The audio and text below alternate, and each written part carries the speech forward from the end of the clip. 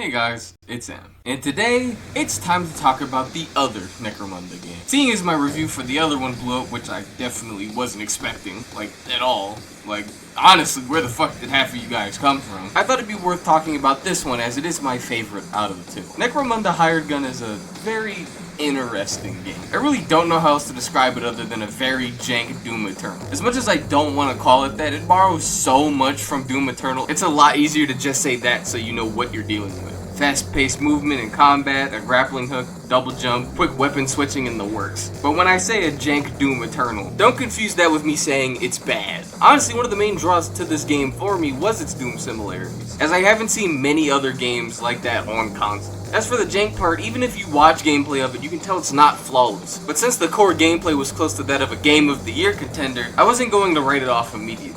And I'm very happy I didn't. Hired Gun does so many weird, unique things. It's fun to go through it all. Instead of your set Doom weapon wheel, this has a RPG looter shooter mechanic, so you'll be able to switch out your weapons to your liking. And it's nice to be able to use some of the more iconic Warhammer weapons like the bolter, plasma gun, or the grav gun, which is one of my personal favorites. Instead of having something like the flame belch or the blood punch, your character's partially robotic due to an incident that happens in the story, so you get upgrades with borderline game-breaking abilities, such as slowing down time, auto-aim, the ability to kill people in one swing or kick. It feels like a very weird early version of Cyberpunk modifications or something.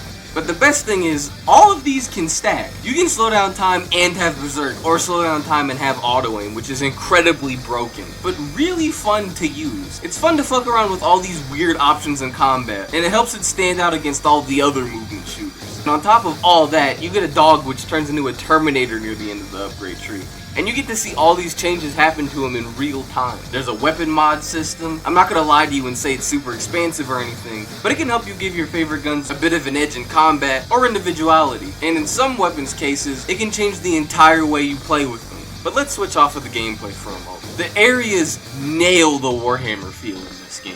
And Underhive Wars, while it wasn't a complaint I made, since I didn't really think of it at the time, I will admit the backgrounds in that game were a bit forgettable. They all just looked pretty generic and dirty. These feel like they're in Warhammer specifically, with the grand scale of everything while also staying on the grimdark theme. If you've ever played Deathwing, it's about to that level of accuracy. The Genitorium being one of my favorite areas in video games in general, to be honest. Then there's the voice performance. I pointed this out somewhat in my Underhive review, but the female Protag's voice is legitimately one of the best performances I've heard in video games. It just sells the character, and I don't really have anything else constructive to say about it other than it's just really good. Should we try that? Hey! Are you big lumps of stim blubber looking for some Orlock scum? I think I've found him.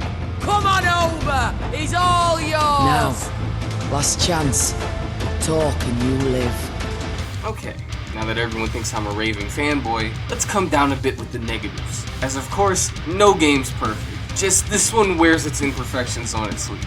I'm sure if you've played the game, you'll most likely know what most of these negatives already are. Number 1, those character upgrades that I mentioned earlier. Like I said, it's fun to be broken, but for game balancing, not so much. When you're leveling alongside the story, it feels good, but once you cap or near cap all of your abilities, you're such a powerhouse it's hard for the enemies to do anything to you. Your cooldowns become so low that spamming everything is pretty much optimal. You won't even really need to aim your guns anymore, as everything in front of you is gonna melt in a matter of seconds. And even though there's some very limited post-game content, it'll be trivial due to how strong you are. Which, like in most games, it's fun for a while to be overpowered beyond belief, but it'll get old after a while. The enemies. There isn't much for enemy variety here. They're humans, dogs, orc dudes, orc robots, and in 2 levels or so, they're Tyranids. When you get into shooting them, you handle all of them pretty much the exact same. There isn't any Marauder or Angel type enemy to spice up the gameplay and make you change your game plan. You'll deal with pretty much all of them the exact same. And this next point I want to get into pretty much bleeds into this one. So let's get right into it. Difficulty. The difficulty will either range from trivial to brain-numbingly annoying. Notice I didn't choose the word hard. I said annoying. Every time I've played this game, I'm pretty sure I've played it on the highest difficulty. I wanted the most bang for my buck, and honestly, I don't see how else you play it. On anything lower, I imagine it'd be a cakewalk, since I don't even really die that frequently when I play it. But when I do die, it feels like bullshit. A majority of the enemies you'll face in this game are humans, most of which have hit scan weapons. How do you dodge hit scan weapons? You fucking tell me, I guess. Sure, you're moving really fast most of the time, so it's hard for them to hit you. But on the higher difficulties, you fold like a chair if you get hit once or twice. There will be times where your character will spaz out and die for what feels like no reason. And this isn't even talking about the bomb bots. These orc bots are irritating as hell in this game, because it feels like you have to melt them in seconds or else you're in danger of being one-tapped. The rockets they shoot aggressively track your location and are really fast. If any pixel of an explosion touches your character, it's a life. These are probably the most annoying enemies in the game just because of that, to be honest. And honestly, the rest are just pitifully easy. I can't ever recall a time I died from the orcs or the dogs. They just run up to you. And you pump out so much damage in this game, they get melted really, really fast. Speaking of doing a ton of damage, the guns. A few complaints here, honestly. The guns are nicely modeled, and a lot of them are Warhammer iconic weapons, as I said earlier. But they have a lot of issues gameplay-wise. First of all, a lot of them blend together when you're using them. All the assault rifles are pretty much interchangeable, as they have no super huge differences in between them. The semi-automatic weapons are pretty much pointless because they do so much less damage than the auto weapons, and you have to be accurate with them. And then some of the other weapons are just too fucking big. If you use the heavy bolter, it takes up like a third of your screen. And if you're reloading it, you might as well close your eyes because you're not seeing anything for a second. Then the quirky weapons range from fucking awful to absolutely broken. Epitaph, for example, is a sawed-off shotgun. At base, the thing's useless as it doesn't do much damage.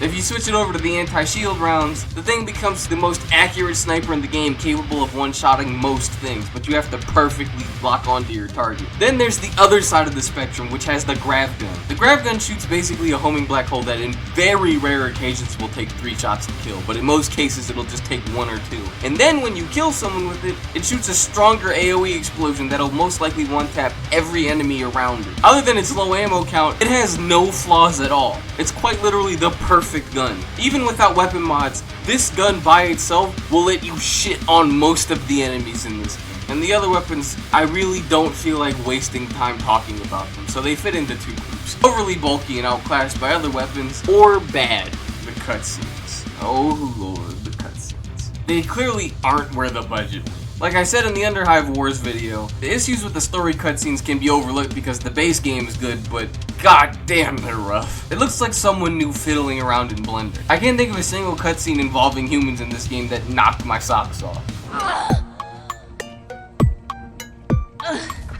As for the VAs, the other NPCs have generic voice syndrome like Underhive did, where either they sound like a normal person and if not, they sound like they're a little under the mark, with the majority going to the latter more than the former. But let me be clear, it's definitely not as noticeable as Underhive's voice issues were. I think here it's more of the femme protag's voice being so good she overshadows a lot of the other performances.